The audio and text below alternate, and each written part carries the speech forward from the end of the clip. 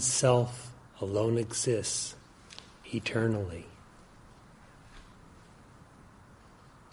Unborn, it admits of no creation ever. Non-objective, there is no other for that. And that is what you are.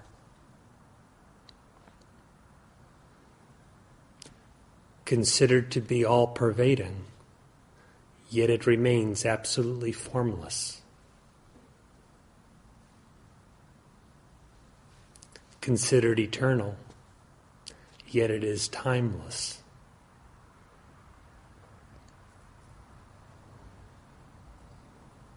The realization of that is characterized by egolessness. That is the absence of the false assumption of existing as something separate from that, as an individual entity.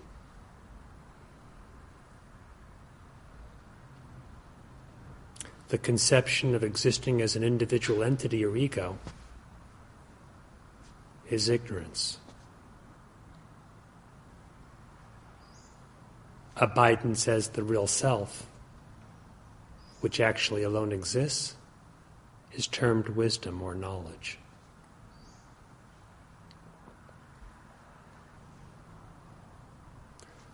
All kinds of bondage and suffering have their root in ignorance, while all freedom and peace and happiness are founded upon knowledge.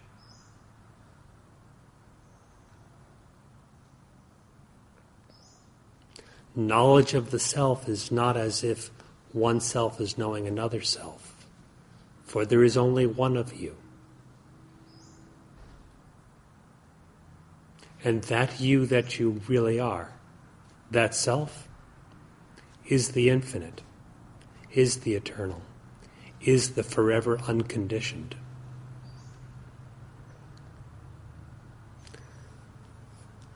Being changeless, forever unconditioned, is the sign of reality. If you know that within yourself, you know the truth, you know reality. Rather, reality comprehends itself, for there remains no individual I to claim I know it or I do not know it.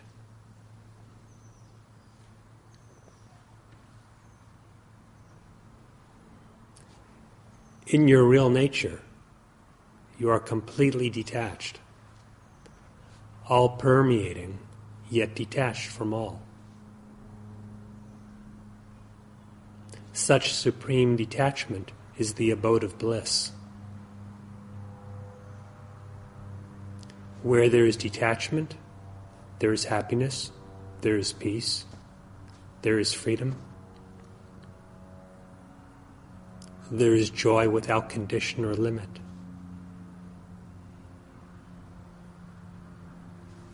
Where there is attachment,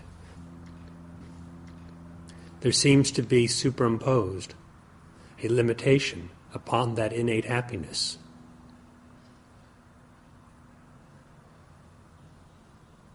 A condition set upon joy and upon love and so forth and so on.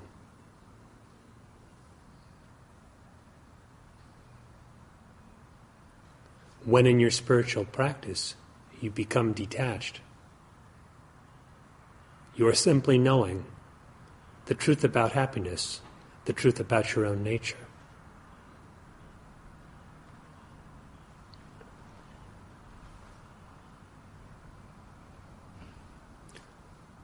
When you misidentify, such is delusion.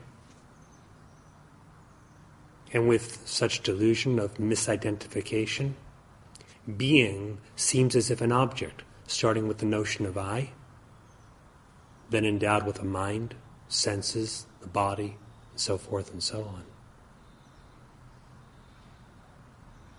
With misidentification, the consciousness that you are, which is entirely unformed and homogeneous, without subject and object, appears as if thought, appears as if sensing, appears as that which is thought of and sensed.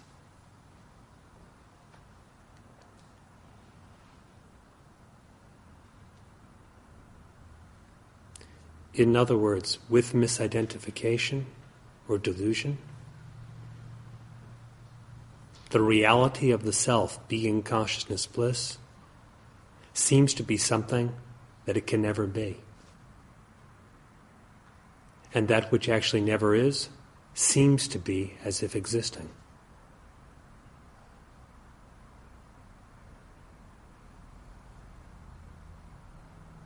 What actually never is? All differentiation, all duality,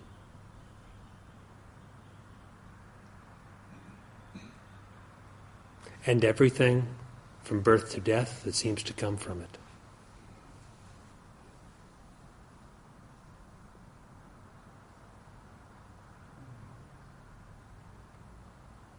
The Maharshi states quite clearly that the egoless state is our real state, the only real state that there is. That state is worldless, bodiless, mind-transcendent, and utterly eyeless. That which is referred to as a state is the very nature of your existence. So that in realizing self-knowledge, it is not so much that one obtains a new state for oneself, but rather there is the recognition within oneself of what has always been the case. That is the unborn, imperishable existence, the homogeneous consciousness, the uncaused bliss.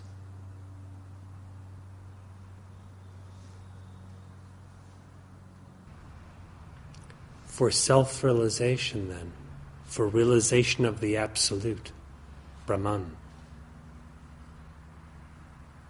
what is required is a very profound inquiry into one's own nature.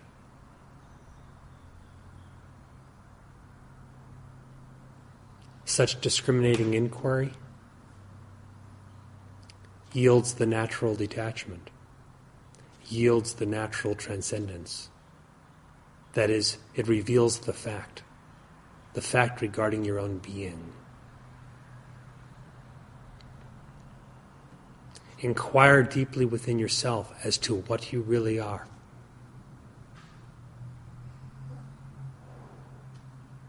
And thereby pass beyond everything embodied, everything perceived, everything conceived, everything associated by way of limitation with the false assumption of existing as an individual being. For you are not the individual, which is but imagined, a false assumption. The imagination, as in the proverbial example of a rope seen falsely as a snake, just due to lack of good light.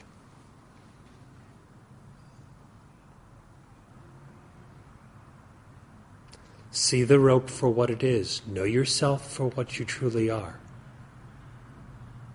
You will find it to be, as is declared in the Vedas and so many other scriptures, space-like. That is, without any form. You will find that there is no place where it is not, so it is space-like. You will find that it has no interior or exterior, so it is said to be space-like. You will find that although it is in all things, it is not in anything, so it is called space-like. You will find, though, that everything is in it, yet nothing is in it, so it is said to be like space. You will find it to be without limitation, without change,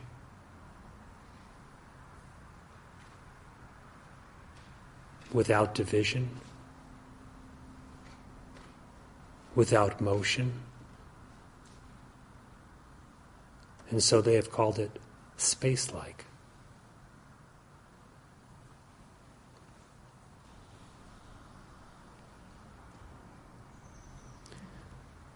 Now and always,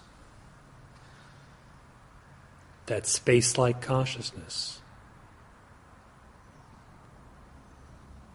the reality of pure being, is what you are. That being is neither a thing nor an activity. Know it for yourself by inquiring within yourself, who am I?